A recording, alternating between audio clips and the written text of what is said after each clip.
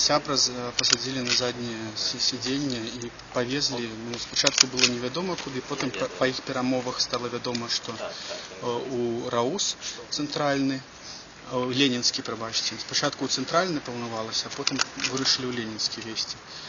Значит, сказали, что на профбеседу. Пасля ў ленінскім РАУСе мне ніхто як бы не тлумачыў, што і чаму. Ужо потым, калі перад тым, як накіроўваць на Крэсціна, мне далі азнаёміцца з пратаколам, што я затрыманы за дробнае хуліганство по 17.1. Слухай, як так атрымалася, што затрымлівалі цябе ў ленінскім быццам бы раёне? Нет, это центральный район. Так а чаму завезлі ў ленінскі РАУС, а не ў цэнтральны? І як атрымалася такім чынам, што ты ў цэнтральны суд трапіў? Потому что затрымлівалі ў цэнтральным раёне, а ленінскі РАУС просто быў бліжэй, или потым справу перадалі ў цэнтральны РАУС. То бок усё ж таки протокол склалі ў ленінскім РАУсе? Да, але потым перадалі справу ў цэнтральны. А ўсё ж таки, у чым гэтае хуліганство? Што ты рабіў? Брыдкасловіў таксама? Не, я просто шоў па вуліцы, размаўляў Я са разумею. сваім. А што яны, як тлумачылі? Яны кажуць, што я лаяўся матам, размахваў рукамі. І на неаднаразовае патрабаванне не рэагаваў. Хаця як бы такіх патрабаванняў увогуле быць не магло, таму што ўсё адбывалася вельмі імкліва, мяне схапілі і панеслі. Віталь, а на самім судовым паседжанні вось нас просто не пусцілі, у чым там былі супярэчнасці і чаму справу, на твой погляд, перанеслі?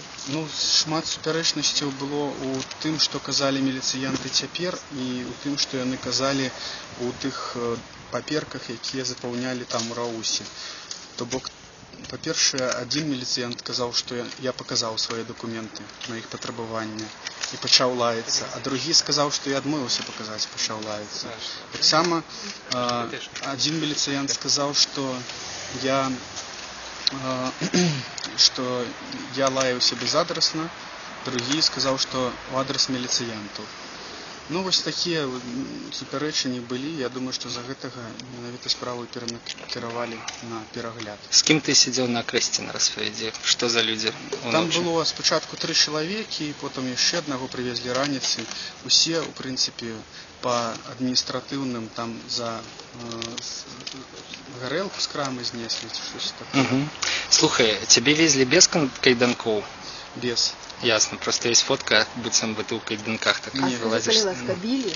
Не, ніякай сілы такой не ўжывалі, то бок просто калі цягнулі ў машыну, тады ўжывалі сілу, то бок узялі пад рукі і сілай зацягнулі туды.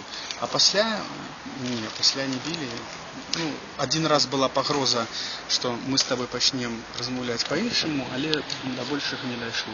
Зараз ты сядзі вельмі добра размаўляў з нейкім чалавекам. Хто гэта быў, які пытанні ставілі? Гэта чалавек, супрацоўнік у службы ўнутранай бяспекі МУС. Яны праводзяць праверку па факце майго затрымання. Ён мне апытваў, як все адбывалася. Тое самае, што вы, в прынцыпе, пыталіся. Як ты лічыш, суддзя аб'ектыўна разглядала твою справу? Так, думаю, што аб'ектыўна. Ну, унёсак адваката вялікі, як ты думаеш? Думаю, што да. Без адваката было б цяжэй. Сам як ты лічыш, што паслужыла нагодай для твоего затрымання?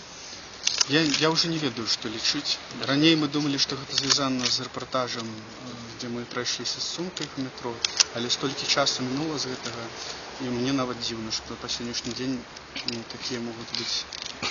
Хорошо, як ты лічыш, што паслужыла прычынай твайго вызвалення, такой рэальнай? Не ведаю, думаю, што могуць быць розныя фактары.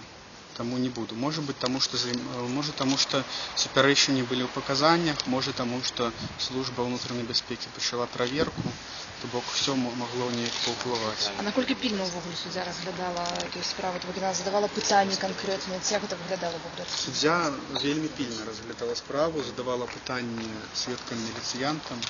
Вось. Ну, як мне падалося, што даволі яна пільна. Ну, і мне задавала пытанні. І хадайніцтва, в прынцыпе, адваката ўсе задавальнялі. Што далей? Далей, 5 дзён на перапрацоўку справы, а далей будзе разглядацца па-новаму, яна так разумею. Ну, а ты будзеш хавацца цяпер, ці будзеш хадзіць па вуліцы спакойна? Не, я не буду хавацца, навошта мне хавацца. Я прыйду ў суд праз 5 дзён, калі вызовуць. Ну, то бок 5 дзён ты, ў прынцыпе, разлічваеш праходзіць на волі, да? Ну так, плануем. Добра, Калі аптыміст. гэтага не адбудзецца, то гэта 100% правакацыя. Я не збіраюся лаяцца матам ні на супрацоўнікаў міліцыі.